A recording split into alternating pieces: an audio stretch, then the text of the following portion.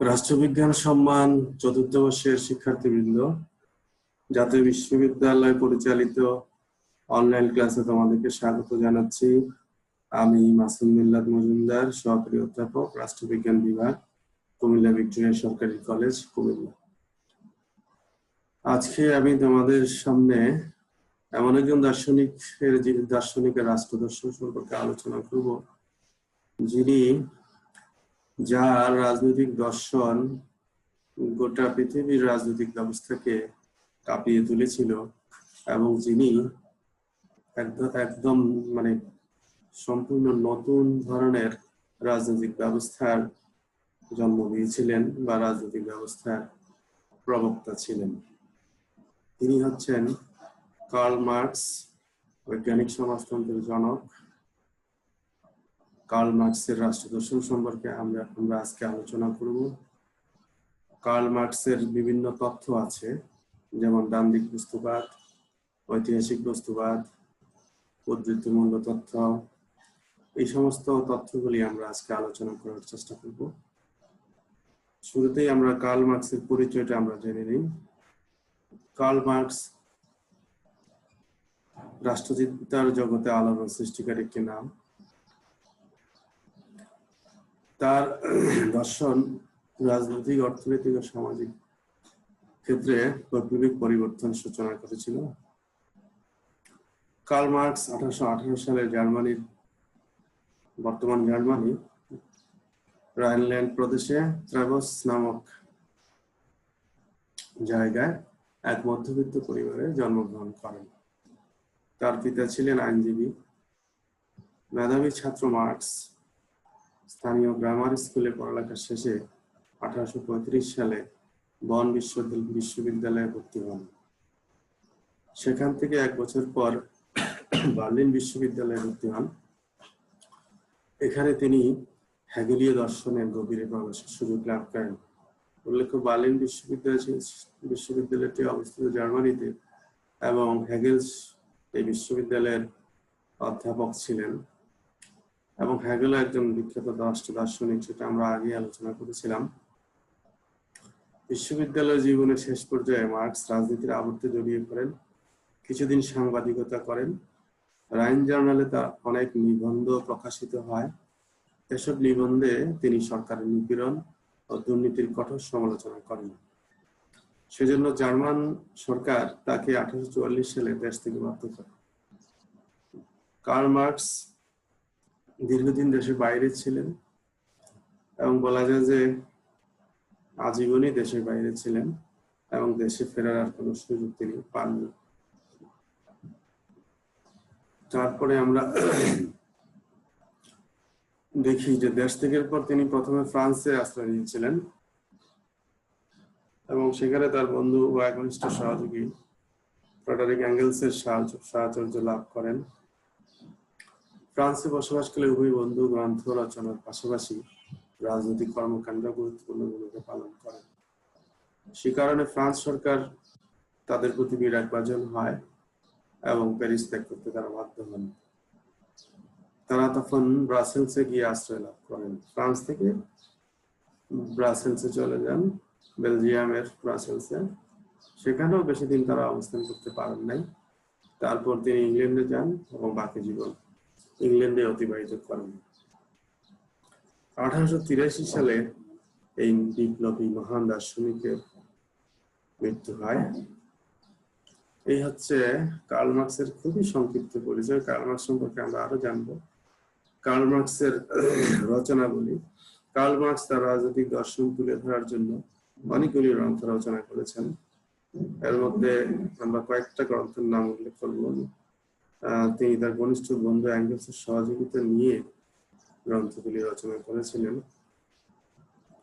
অনেক গ্রন্থে দুজনে মিলেই রচনা করেছেন।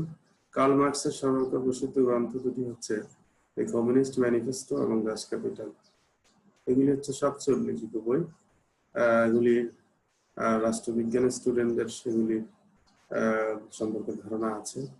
অন্যান্য উল্লেখযোগ্য গ্রন্থ হচ্ছে the holy family, critique of political economy, price and profit, the poverty of philosophy, the German ideology.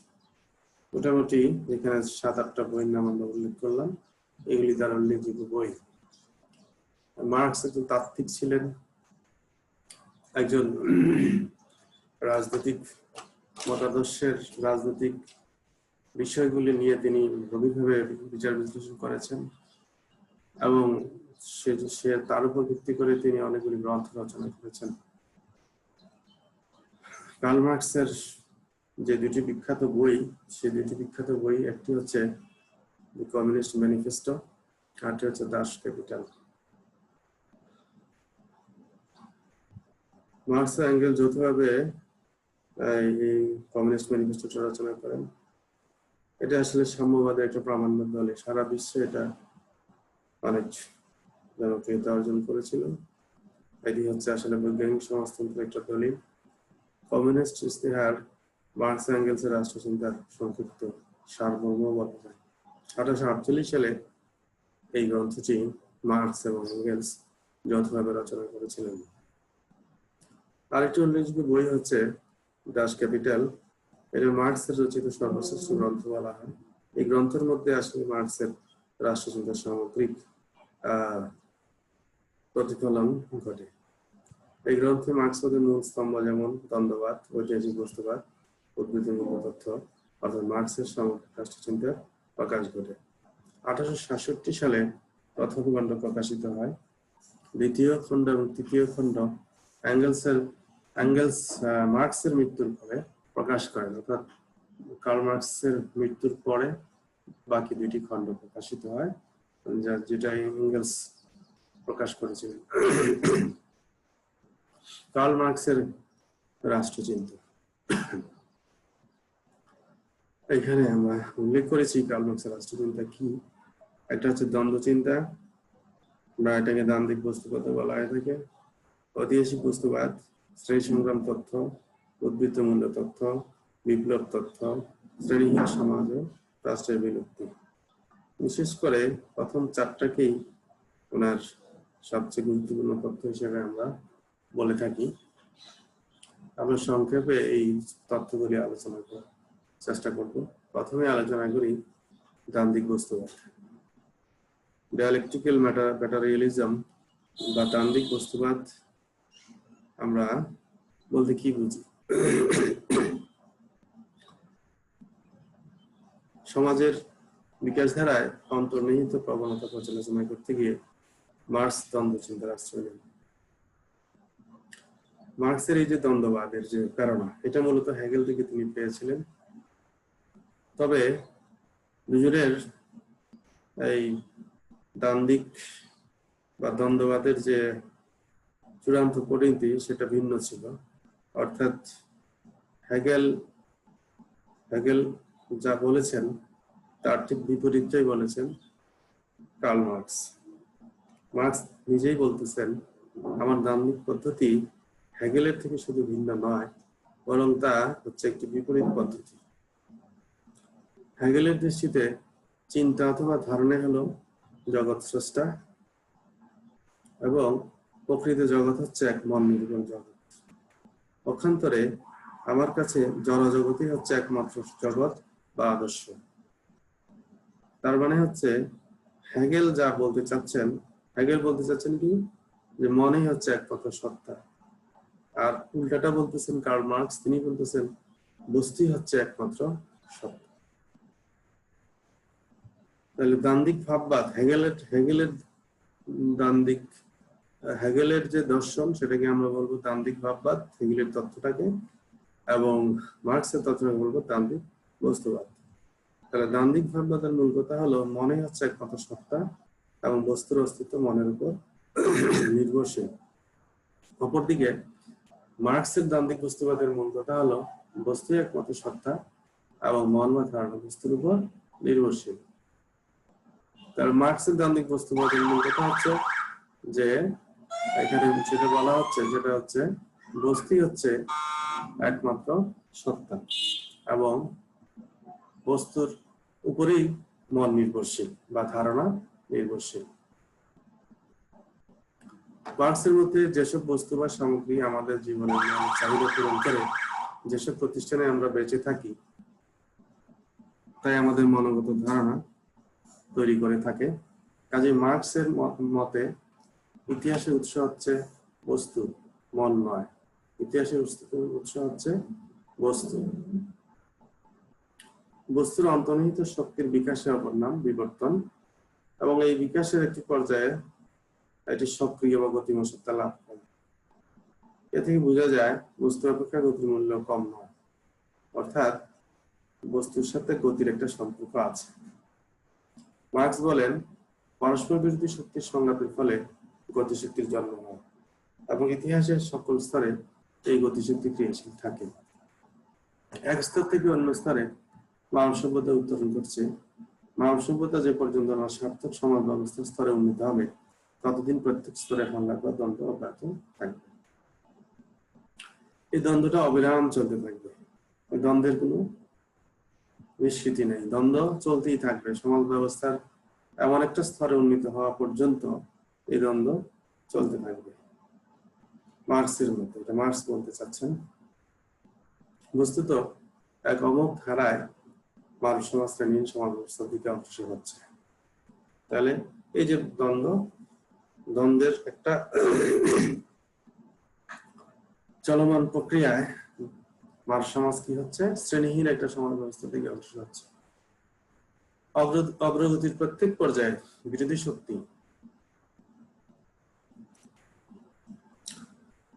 শক্তি কি করে, সংঘাত সৃষ্টি করে, এবং উভয় সংঘাতের ফলে জন্ম নেয় এক নতুন সিনথেসিস বা সংশ্লেষণ।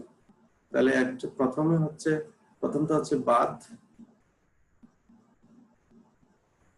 পরেরটা হচ্ছে প্রতিবাদ।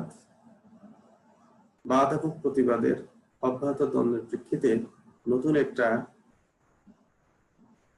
নতুন একটা তথ্য জন্ম হয়, বা যেটাকে আমরা সংশ্লেষণ বলতেছি বা সিনথেসিস বলতেছি, সংবাদ বলতেছি। বাদ প্রতিবাদের অবিরত দ্বন্দ্বের প্রেক্ষিতে সংবাদ তৈরি হচ্ছে। মার্কসের মতে উভয় শক্তির সংঘাতের ফলে যে সত্য প্রতিষ্ঠিত হয়, তাই আবার পরবর্তী সংঘাতের পথ তৈরি করে। তাহলে সংবাদ যে সৃষ্টি হলো, এই সংবাদ বা এই যে সিনথেসিসটা, এটা সত্য প্রতিষ্ঠিত করলো, কিন্তু এটা থেকে আবার পরবর্তী সংঘাতের পথ তৈরি হয়।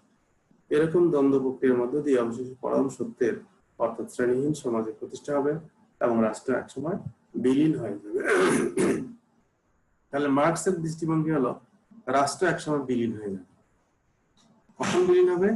যখন দ্বন্দ্ব সংঘাতের একটা পর্যায়ে এসে এমন একটা উন্নততর সমাজ ব্যবস্থায় আসবে যখন আর রাষ্ট্রের প্রয়োজন হবে না। মার্কসের দ্বান্দ্বিক বস্তুবাদের মূল কথা আমরা এখানে খুব সংক্ষেপে আমরা আলোচনা তুলে ধরলাম তোমাদের সুবিধার জন্য। বস্তুর অস্তিত্ব মনের উপর নির্ভরশীল নয়, মনের অস্তিত্ব বস্তুর উপর নির্ভরশীল।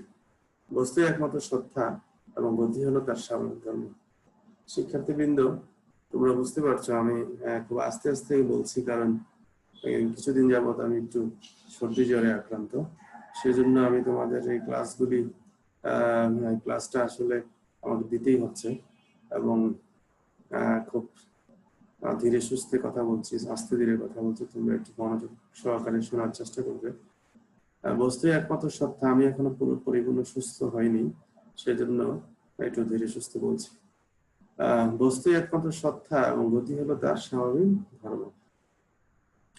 বস্তু জগৎ পরস্পরের সাথে সম্পর্কযুক্ত, প্রতিটি বস্তুর মধ্যে বৈপরীত্য বিদ্যমান।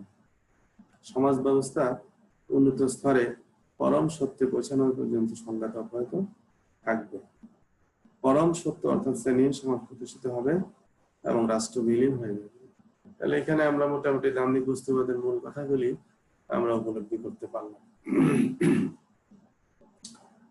এরপরে আমরা আসবো ঐতিহাসিক বস্তুবাদের বিষয়ে। আরেকটা মতবাদ, কার্ল মার্কসের গুরুত্বপূর্ণ মতবাদ, এটাকে আমরা ইতিহাসের বস্তুবাদী ব্যাখ্যা, ঐতিহাসিক বস্তুবাদ, ঐতিহাসিক জড়বাদ, নানা নামে আমরা অভিহিত করি। তাহলে মার্কসবাদের দ্বিতীয় প্রধান তত্ত্বের নাম হচ্ছে ঐতিহাসিক বস্তুবাদ। মার্কস ঐতিহাসিক বস্তুবাদ কথাটি ব্যবহার করেননি। মার্কস ঐতিহাসিক বস্তুবাদ কথাটি ব্যবহার করেননি।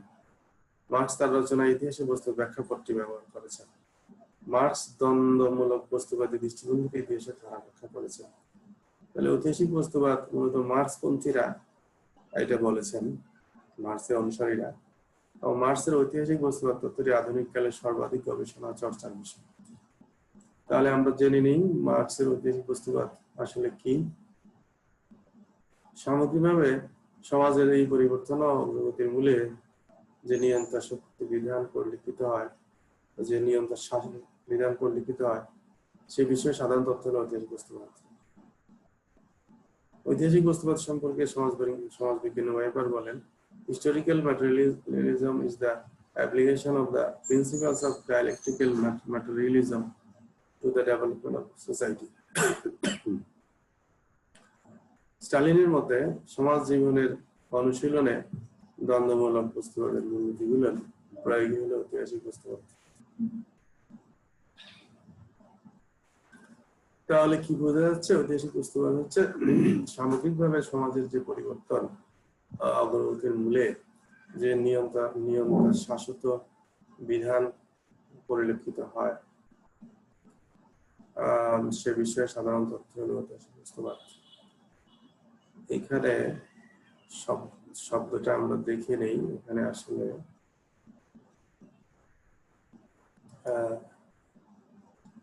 শক্তি বা বিধি বলা হচ্ছে। আসলে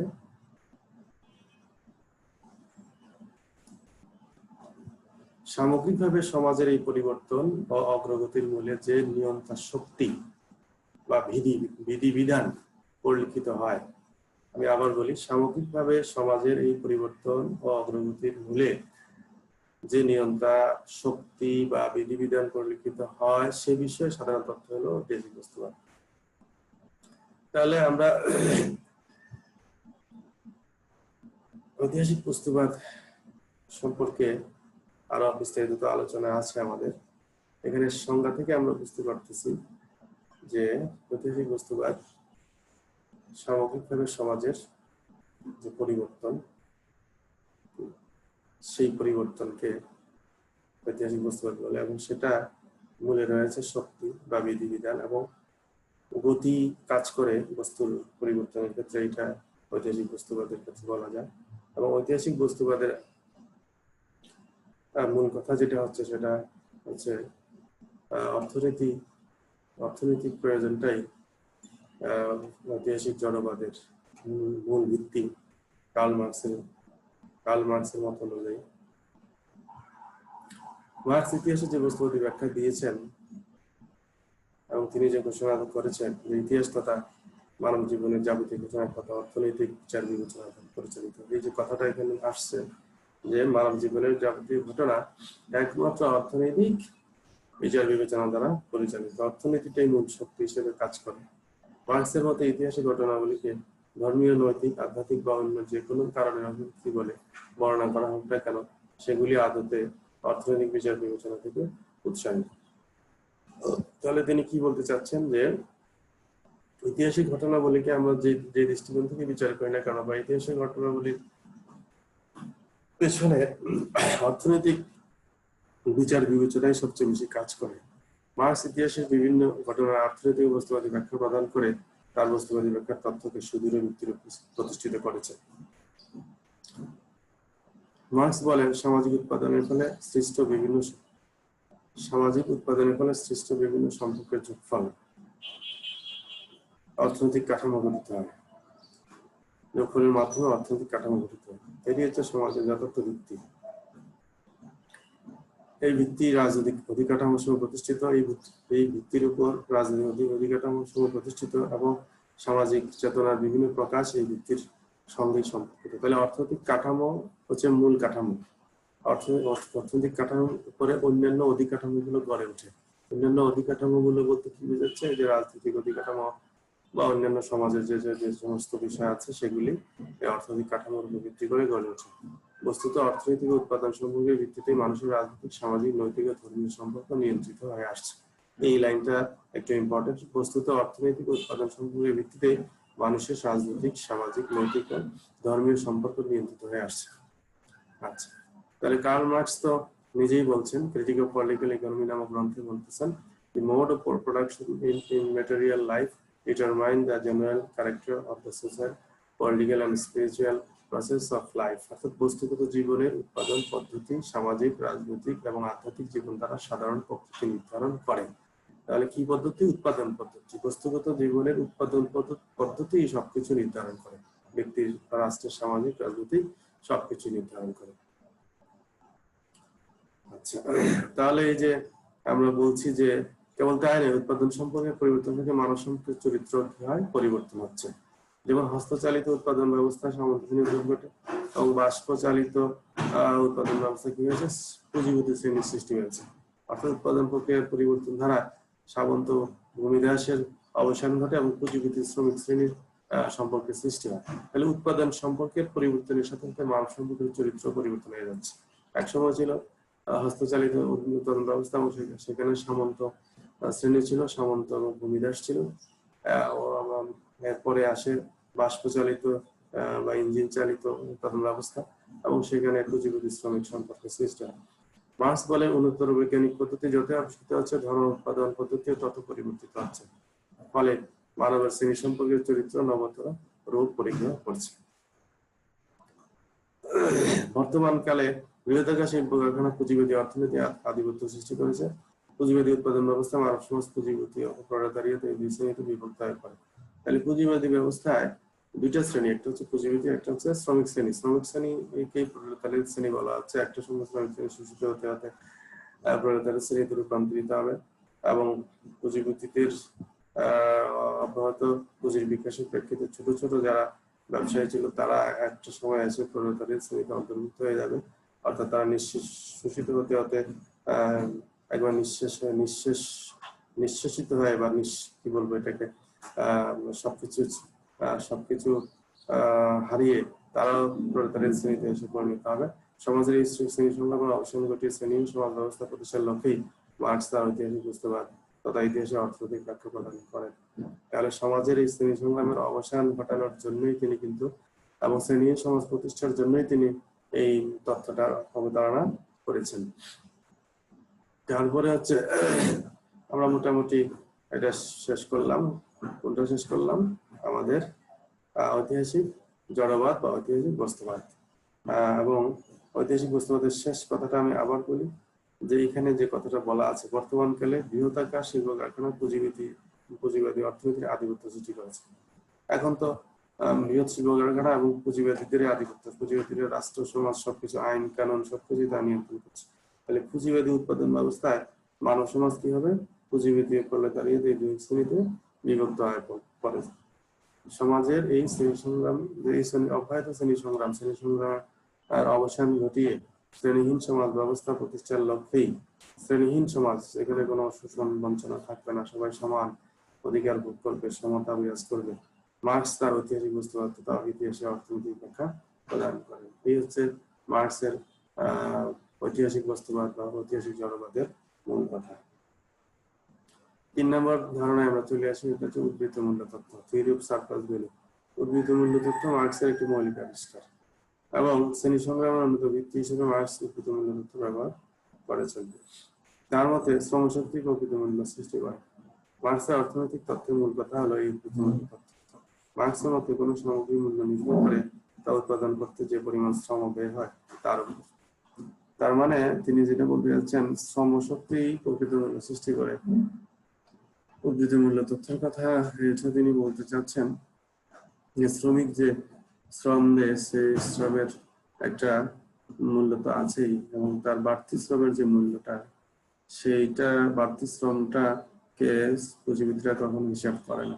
এটা একটা উদাহরণের মাধ্যমে আমরা নিচে দেখবো।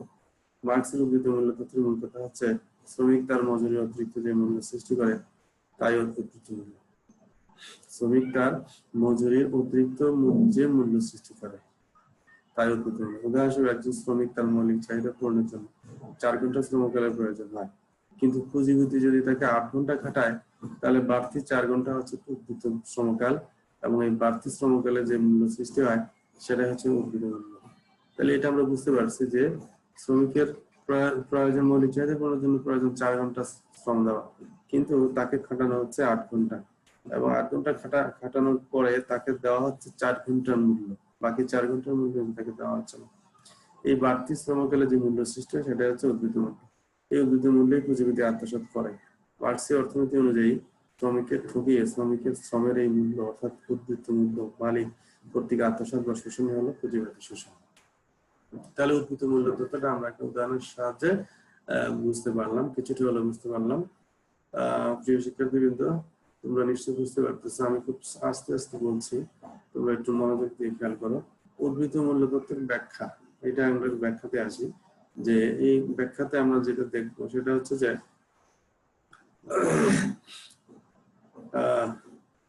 উদ্বৃত্ত মূল্য তত্ত্ব মার্ক্সের মৌলিক আবিষ্কার হলেও এটা মূলত সনাতনী শ্রমতত্ত্বের ভিত্তিতে গঠিত হয়।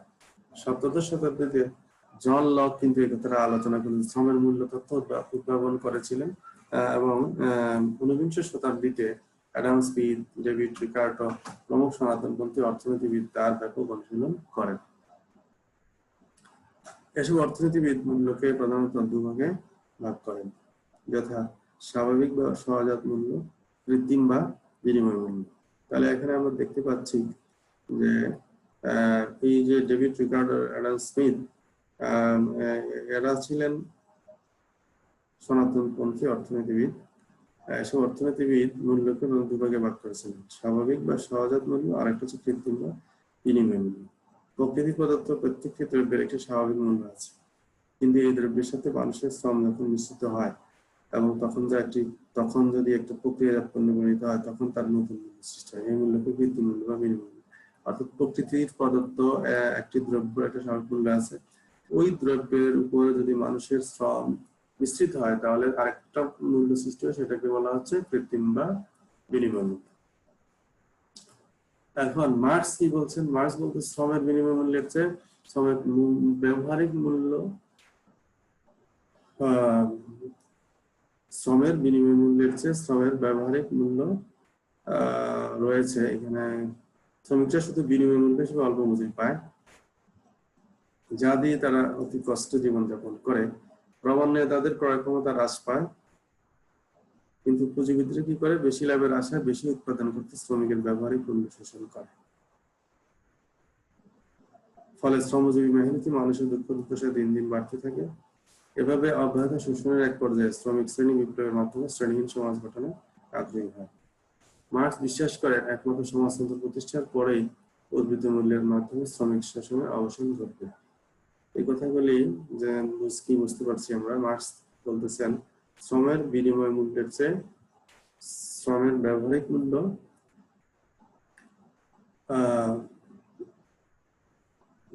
শ্রমের বিনিময় মূল্যের চেয়ে শ্রমের ব্যবহারিক মূল্য, এখানে একটু দেখে নিই আমরা। আসলে আমি অনেক ব্যস্ততা এবং শারীরিক অসুস্থতার কারণে তোমাদের সঠিকভাবে ক্লাসটা নিতে সমস্যা হচ্ছে। কার্ল মার্ক্স কিন্তু কার্ল মার্ক্সের যে রাষ্ট্র দর্শন, এটা অনেকটাই কিন্তু একটু জটিল। তারপরেও আমি চেষ্টা করছি এবং শারীরিক অসুস্থতা নিয়ে তোমরা একটু মনোনিবেশ করার চেষ্টা করো। মার্ক্সের মধ্যে শ্রমের বিনিময় মূল্যের চেয়ে শ্রমের ব্যবহারিক মূল্য সবসময় বেশি থাকে। কি বলছে তিনি? শ্রমের বিনিময় মূল্যের চেয়ে শ্রমের ব্যবহারিক মূল্যটা বেশি, সবসময় বেশি থাকে। শ্রমিকরা শুধু বিনিময় মূল্য হিসেবে অল্প মজুরি পায়, বিনিময় মূল্য হিসেবে অল্প মূল্য পায়, কিন্তু ওই যে ব্যবহারিক মূল্যটা তারা পায় না। এটা ওই পুঁজিপতিটা তারা শোষণ করে। ওই যে আমরা একটু উদাহরণ দিয়ে বুঝেছিলাম যে তার 4 ঘন্টা শ্রম হলেই তার মৌলিক চাহিদা পূরণ হয়, বাকি 4 ঘন্টা শ্রম তার থেকে শোষণ করে নেওয়া হয়, অতিরিক্ত আদায় করে নেওয়া হয়, সেটার কোনো বিনিময় মূল্য বা ব্যবহারিক মূল্য তাকে দেওয়া হয় না। এবং আরেকটা বিষয় হচ্ছে যে এই যে শ্রমিকের শ্রমের কারণে যে পণ্য উৎপাদন হয়, সেই পণ্যের যে মুনাফা বিক্রি করে যে মুনাফা পায়, সেই মুনাফাতেও কিন্তু শ্রমিকের একটা অংশ রয়েছে বলে মার্ক্স বিশ্বাস করেন।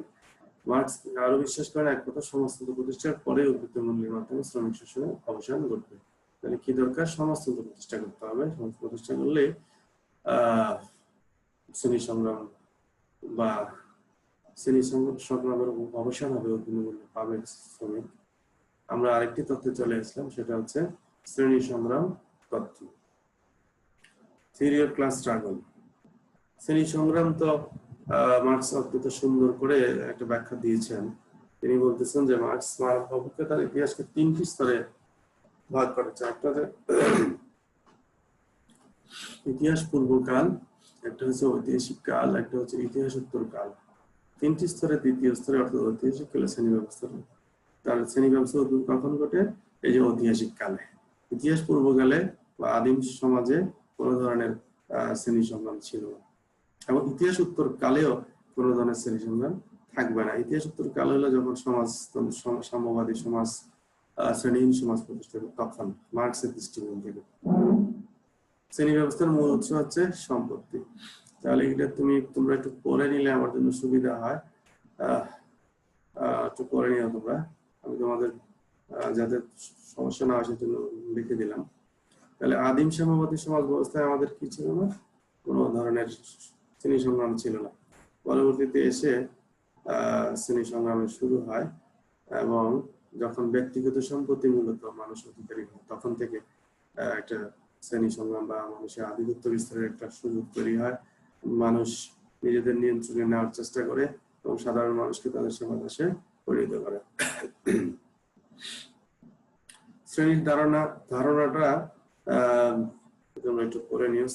শ্রেণী বলতে আসলে নির্দিষ্ট জনগোষ্ঠীকে, নির্দিষ্ট স্বার্থ সংশ্লিষ্ট জনগোষ্ঠীকে বলা যায়, যারা নির্দিষ্ট সামাজিক অর্থনৈতিক ক্ষেত্রে নিজেদের অবস্থানের পার্থক্য জন্য এক শ্রম শোষণ করতে পারে। মার্কস এঙ্গেলস শ্রেণীর কথা ব্যবহার করেছেন। মার্কস দুটি মূল শ্রেণীর কথা বলেছেন, বুর্জোয়া প্রলেতারিয়েত। প্রধান দুটি শ্রেণী ছাড়া সমাজে অন্যান্য শ্রেণী রয়েছে, যেমন পাতি বুর্জোয়া, কৃষক, খ্যাত মজুর বুর্জোয়া। এটা মার্কস বলেছেন যে সমাজে অনেক ধরনের শ্রেণী রয়েছে। এইটা একটু গুরুত্বপূর্ণ, তোমরা একটু খেয়াল করো। শ্রেণী সম্পর্কিত আলোচনায় মার্কস ক্লাস ইন ইটসেলফ এবং ক্লাস ফর ইটসেলফ এই দুইটি শ্রেণীর মধ্যে পার্থক্য করেছেন। তাহলে ক্লাস ইন ইটসেলফ বলতে কি বোঝায়? ক্লাস ইন ইটসেলফ বলতে বোঝায় যখন কোন শ্রেণী নিজেদের অবস্থা সম্পর্কে জ্ঞান রয়েছে, কিন্তু তাদের উপর অত্যাচার, নির্যাতন ও শোষণ সম্পর্কে অবহিত থাকা সত্ত্বেও সচেতন ভাবে সংগঠিত হয় না, তখন সেই শ্রেণীকে ক্লাস ইটসেলফ বলে। অর্থাৎ তারা তাদের নিজেদের শ্রেণী অবস্থা সম্পর্কে তাদের জ্ঞান রয়েছে, তাদের ধারণা রয়েছে, কিন্তু তারা অত্যাচার, নিপীড়ন, নির্যাতনের বিরুদ্ধে সংগঠিত হয় না, সবকিছু সহ্য করে নেয়, সেটাকে বলে ক্লাস ইন ইটসেলফ। আর ক্লাস ফর ইটসেলফ কাকে বলে? যখন কোনো শ্রেণী নিজেদের অবস্থান সচেতনায় পরিকল্পিতভাবে সুসংগঠিত হয়, তখন সেই শ্রেণীকে বলে ক্লাস ফর ইটসেলফ। তাহলে শ্রেণী দুই প্রকার, একটা হচ্ছে ক্লাস ইন ইটসেলফ আর একটা হচ্ছে ক্লাস ফর ইটসেলফ। শ্রেণী সংগ্রাম, মার্কস তো বলেন যে ইতিহাস, মানুষের ইতিহাস তো শ্রেণী সংগ্রামের ইতিহাস। সকল সমাজে কি ছিল? দুটি শ্রেণী ছিল, শাসক এবং শাসিত। তাই না? সব সমাজে শাসক শাসিত ছিল। কোথাও কোথাও মানে দুইটা শ্রেণী, একটা শাসক একটা শাসিত। তারপরে হচ্ছে শ্রেণী সংগ্রাম তত্ত্বের প্রকৃতি। কি ধরনের প্রকৃতি আমরা দেখি শ্রেণী সংগ্রামের? এটা তিনি ওই যে আমরা বলছিলাম যে ইতিহাস কালে শ্রেণী সংগ্রামের উৎপত্তি। এখন আমরা এই সমাজগুলিকে ভাগ করে আলোচনা করি সংক্ষিপ্ত আকারে। প্রথমটা হচ্ছে আদিম সাম্যবাদী সমাজ। আদিম সাম্যবাদী সমাজে কোনো শ্রেণী বৈষম্য ছিল না, কারণ মানুষ উৎপাদন উৎপাদিত বস্তু সকলে মিলে সমতার ভিত্তিতে ভোগ করত, সেখানে ব্যক্তিগত সম্পত্তি বলতে কিছু ছিল না। তাহলে আদিম সাম্যবাদী সমাজে কোনো ধরনের কোনো শ্রেণী সংগ্রাম বা শ্রেণী বৈষম্য ছিল না, সেখানে সবাই একসাথে চলাফেরা করতো, একসাথে উৎপাদন করতো, একসাথে মিলেমিশে চলতো।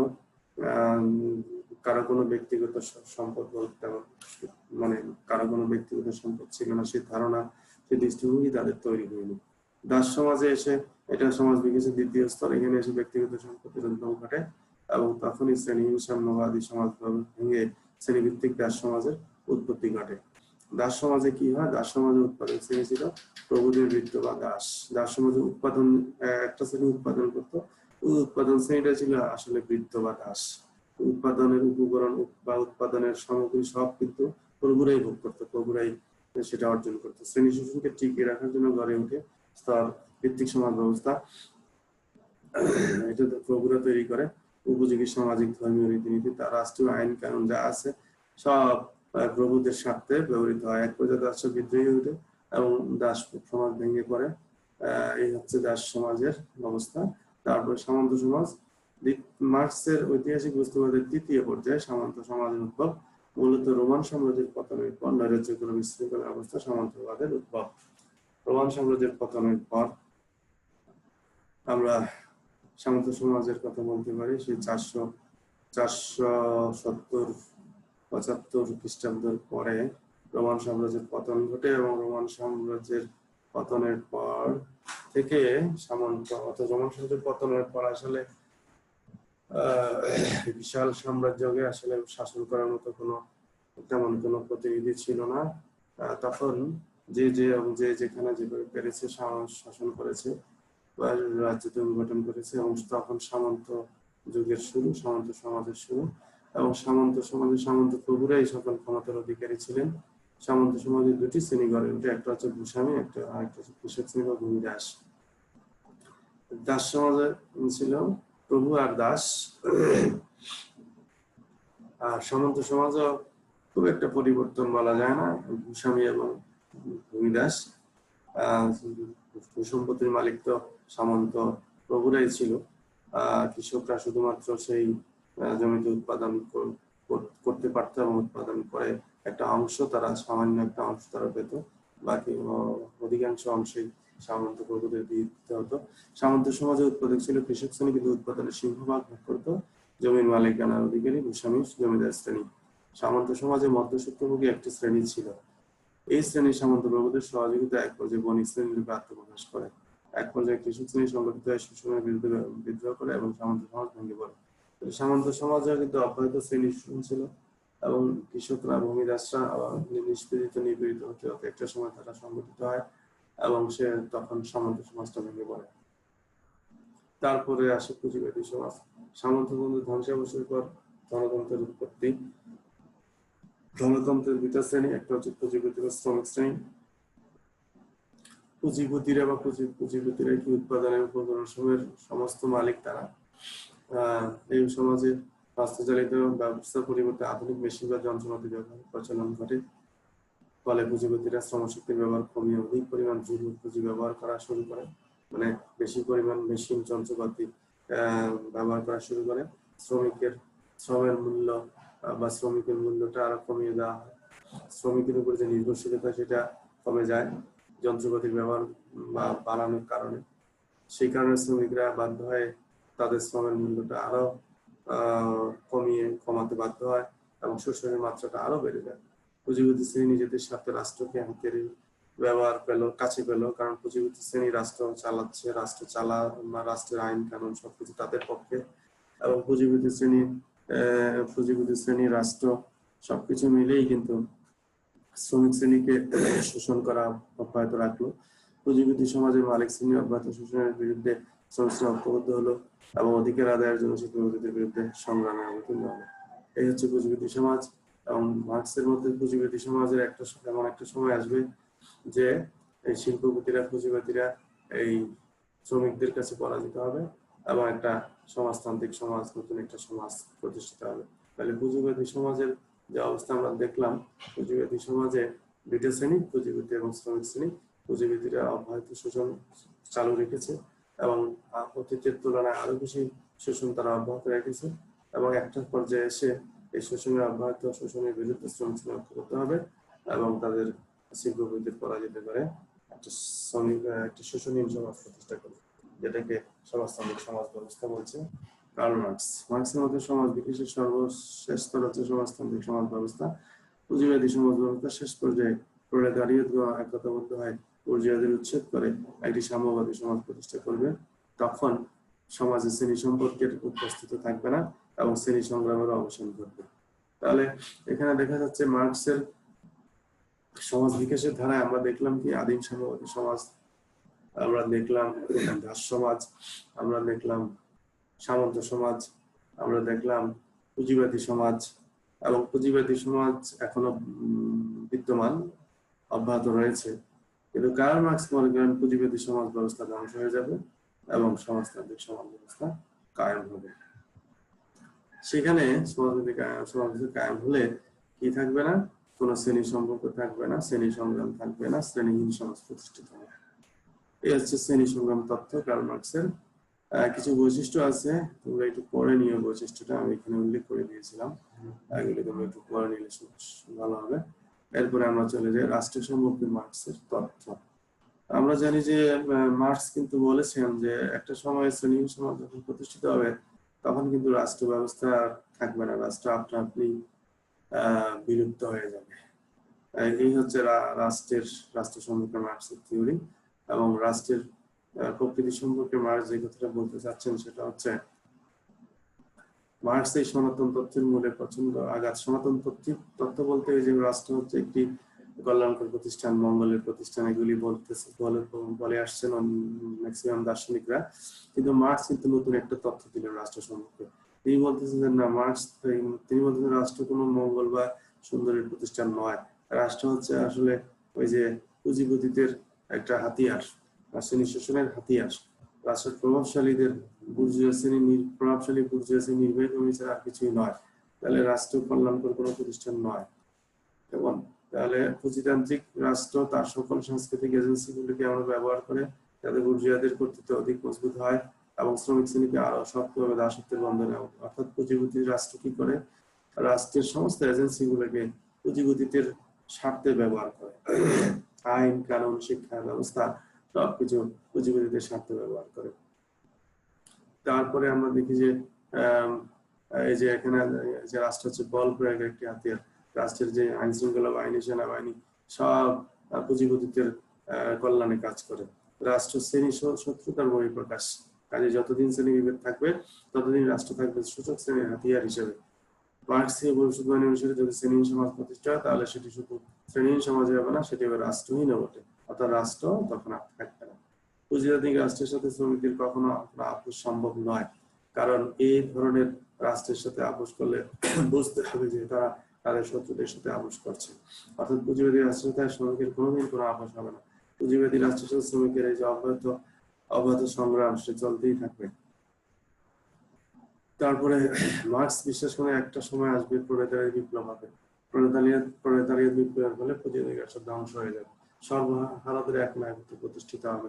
অর্থাৎ শ্রমিকদের রাজত্ব তৈরি হবে, শ্রমিক শ্রেণীর শাসন তৈরি হবে, শাসন শুরু হবে, বা শ্রমিক শ্রেণীর রাষ্ট্র শাসন করা। প্রলেতারিয়েত রাষ্ট্রের লক্ষ্য আছে যত দ্রুত সম্ভব পুঁজিবাদী শ্রেণীকে উৎখাত করে শ্রেণীহীন সমাজ প্রতিষ্ঠা করা। এখানে একটা কথা আমরা বলে নিতে পারি, সেটা হচ্ছে প্রলেতারিয়েত শ্রেণী তো আমরা বলতে পারি যে শ্রমিক শ্রেণী। প্রলেতারিয়েত শ্রেণী হচ্ছে শ্রমিক শ্রেণীর সাথে আরো যারা যোগদান করবে, অর্থাৎ যারা স্বল্প পুঁজির মালিক ছিল, ছোট ছোট ব্যবসায়ী ছিল, তারা একসময় নিঃশেষিত হয়ে তারা শ্রমিক শ্রেণীতে পরিণত হবে বা শোষিত শ্রেণীতে পরিণত হবে। তখন তারা সবাই মিলে প্রলেতারিয়েত শ্রেণী গঠিত হবে। প্রলেতারিয়েত শ্রেণীর মাধ্যমে কিন্তু বিপ্লব হবে, বিপ্লবে প্রলেতারিয়েত শ্রেণী জয়লাভ করবে এবং প্রলেতারিয়েত শ্রেণী রাষ্ট্র পরিচালনা করবে। এবং ততদিন রাষ্ট্র পরিচালনা যতদিন শ্রেণী ব্যবস্থা বা শ্রেণী যে সংঘাত সেটা যতদিন বন্ধ না হয় এবং শ্রেণীহীন সমাজ প্রতিষ্ঠা করা পর্যন্ত তারা ক্ষমতা থাকবে। শ্রেণীহীন সমাজ প্রতিষ্ঠা হলে তারা তখন আর রাষ্ট্র থাকবে না। শ্রেণীহীন সমাজ প্রতিষ্ঠা হলে রাষ্ট্র আর টিকে থাকবে না, রাষ্ট্র প্রয়োজন হবে না, রাষ্ট্র বিলীন হয়ে যাবে। মার্ক্সের মতে প্রলেতারিয়েত রাষ্ট্রের মাধ্যমে শ্রেণী বিভেদ উচ্ছেদ হয়ে যখন শ্রেণীহীন সমাজ প্রতিষ্ঠিত হবে তখন রাষ্ট্র আপনা থেকে বিলুপ্ত হয়ে যাবে। এই কথাটা এখানে আসছে। মার্ক্সের মতে প্রলেতারিয়েত রাষ্ট্রের মাধ্যমে শ্রেণী বিভেদ উচ্ছেদ হয়ে যখন শ্রেণীহীন সমাজ প্রতিষ্ঠিত হবে তখন রাষ্ট্র আপনা থেকে বিলুপ্ত হয়ে যাবে, তার আর কোনো প্রয়োজনই থাকবে না। শ্রেণীহীন এবং রাষ্ট্রহীন একটা সমাজ তৈরি হবে। রাষ্ট্রীয় উৎপত্তি বিকাশ সম্পর্কে মার্ক্স বলেছেন এবং সেটা আমরা এখানে দেখতে পাচ্ছি মার্ক্সের দৃষ্টিকোণ থেকে। রাষ্ট্রীয় উৎপত্তি বিকাশের ক্রমধারা এগুলি আমরা একটু আলোচনা করেছি। শ্রেণী সংগ্রামের ক্ষেত্রে দাস সমাজের রাষ্ট্র কিভাবে ছিল, কি দাস এবং দাস সমাজে কয়টা শ্রেণী ছিল, তাদের মধ্যে কি সম্পর্ক ছিল, সামুদ্রিক সমাজের রাষ্ট্র কিরকম ছিল, পুঁজিবাদী সমাজের রাষ্ট্র, প্রলেতারিয়েত রাষ্ট্র। আমরা একটু আগে প্রলেতারিয়েত রাষ্ট্র আলোচনা করলাম। প্রলেতারিয়েত রাষ্ট্র কখন হবে? এই পুঁজিবাদীদের পরাজিত করে প্রলেতারিয়েত বিপ্লবের মাধ্যমে প্রলেতারিয়েত রাষ্ট্র তৈরি হবে এবং প্রলেতারিয়েত রাষ্ট্র শ্রেণীহীন সমাজ প্রতিষ্ঠা পর্যন্ত তারা রাষ্ট্র পরিচালনা করবে। যখনই শ্রেণীহীন সমাজ প্রতিষ্ঠিত হয়ে যাবে তখন আর রাষ্ট্র থাকবে না। শ্রেণীহীন সমাজ কখন প্রতিষ্ঠিত হবে? একটা পর্যায়ে এসে, সমাজতান্ত্রিক সমাজ প্রতিষ্ঠিত হওয়ার পরে একটা পর্যায়ে এসে শ্রেণীহীন সমাজ প্রতিষ্ঠিত হবে, যেখানে কোনো শ্রেণী বৈষম্য থাকবে না, শ্রেণী সংঘাত থাকবে না, সবাই সমানভাবে রাষ্ট্রের সবকিছু ভোগ করতে পারবে। পরে একটা পর্যায়ে এসে রাষ্ট্রের বিলুপ্তি করে যাবে, রাষ্ট্র আর থাকবে না। এই হচ্ছে কার্ল মার্কসের থিওরি। কার্ল মার্কস খুব জনপ্রিয় একজন দার্শনিক এবং একটা বৈপ্লবিক পরিবর্তন তিনি এনেছিলেন রাজনৈতিক দর্শনে, রাজনৈতিক চিন্তা চেতনায়।